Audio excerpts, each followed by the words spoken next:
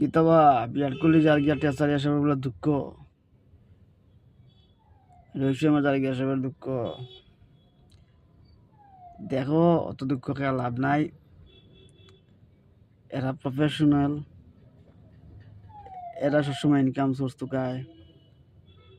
যে সময় দেশের কোনো বিপদ হয় তখন তারা জ্ঞান দেয় না, তখন তারা কিচ্ছু হইতে তারা জ্ঞান কোন সময় দিছে, যখন দেখবার দেওয়ালি হয় রং খেলা হয় তখন তারা দেওয়ালি দেয়, তখন আমরা তারা আমরা জ্ঞান দেয়। কিন্তু দেশের যে সময় প্রবলেম হয় তখন তারা জ্ঞান বাটে না।